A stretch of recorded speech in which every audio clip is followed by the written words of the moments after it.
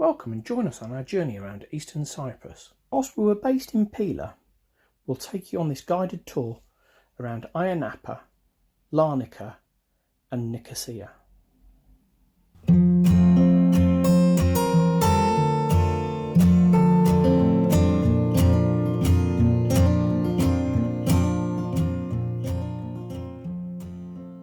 Pyla is a quiet, unassuming little village in eastern Cyprus, its location and history being dictated and dominated by the 1974 Turkish invasion and subsequent formation of the UN-monitored buffer zone. Pyla is one of only 4 villages that exist inside the buffer zone. It's bordered by the British sovereign base of Declia to the east and Larnaca Bay to the south.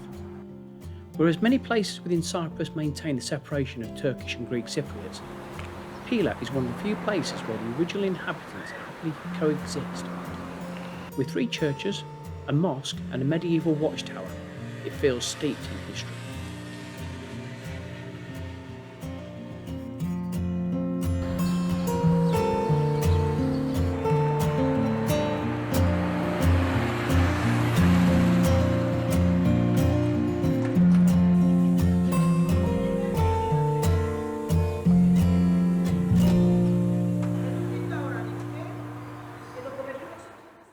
A couple of days before, we took a trip over to Aiya Napa with a view to taking a boat trip that we'd found on TripAdvisor, supposedly taking us all the way up to the abandoned town of Famagusta.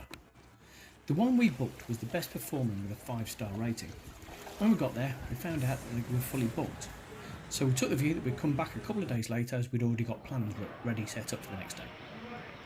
We paid our deposit, got our booking confirmation, and instead took a walk around the town centre before grabbing a bite to eat and then heading over to the beach for the afternoon.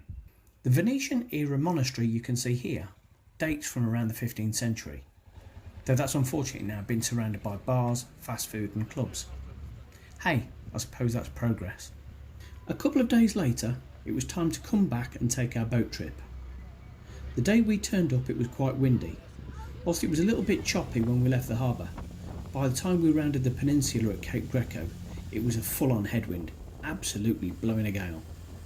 Because the southern side of the island was protected from the wind, as soon as we turned the corner to head up to Famagusta, the boat was violently pitching into the waves, and being a smaller craft it really couldn't cope.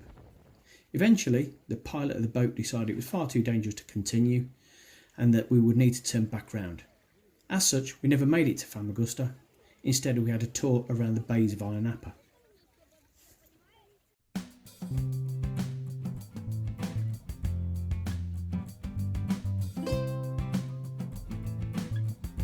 Most flights come into Larnaca, with the secondary airport being out at Paphos. Chances are you saw Larnaca as you came into land, flying over Larnaca Bay. It's the 3rd largest city on the island after Nicosia and Limassol. As we were staying in Pyla, Larnaca was the nearest large place nearby, offering a good selection of bars, restaurants and shops. The medieval castle dates back to the 12th century, whereas St Lazarus Church is a lot older, dating back to the 9th century. If you want a little history, you've got so much to do inside a 10-minute walk.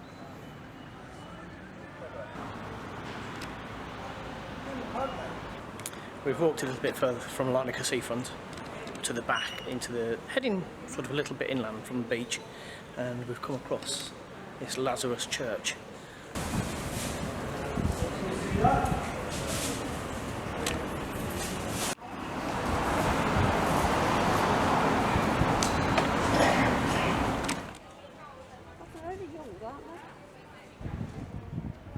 We were in Larnaca earlier, we've had lunch and we decided we're going to come back out the back of Larnaca, and as you can possibly hear behind me, the airport, but you've got the pink flamingo lake.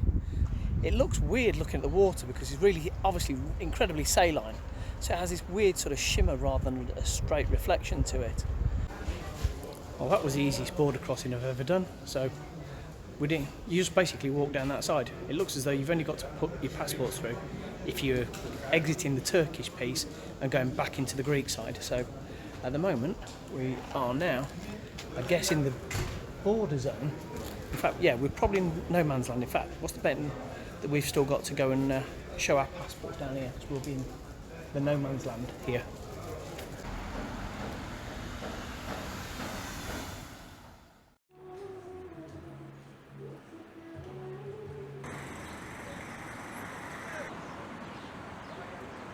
We'd driven up from Larnaca and entered into the greater metropolis of Nicosia. The Cyprus that we had experienced up to that point was all around the holiday experience of the island.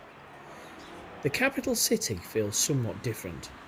Parking spaces are at a premium, and the bustling streets in the Greek side of Nicosia felt a little bit overwhelming. The same experience you would expect to find in any other major city, with all the noise, sound and smells that entails. Walking through the UN buffer zone into the Turkish side of Nicosia felt as different as you could experience after a 4-hour flight. It was so different. The Turkish Nicosia is quiet, calm and relaxed.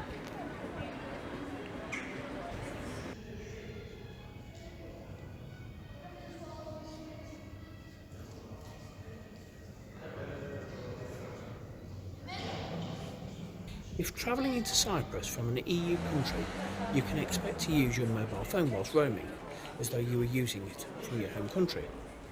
As you approach the buffer zone, you need to be mindful that your phone could connect to the mast on the Turkish side of the island and potentially incur expensive call costs.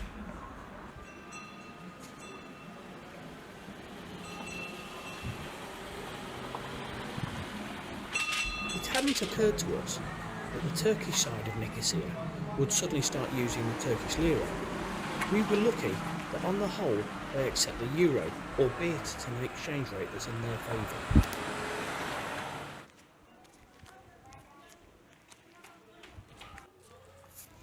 Whilst walking around the Turkish side of Nicosia, we decided to stop for a coffee. We decided to have a Turkish coffee. Let's just say it's an acquired taste.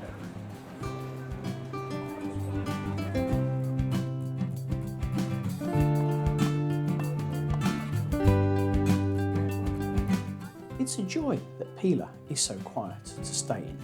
However, the downside to that is there's very few places to eat or drink. Our chosen place to go for food was Oroklini. We found a couple of really nice restaurants on TripAdvisor, and when we got there, we had a look at the menu, and there were lots of dishes that we'd never actually come across before. It appears that there were local dishes, and as is the acid test with any decent place, it was absolutely ram-packed full of the locals. So, if you're going to Oroklini, certainly give TripAdvisor a look.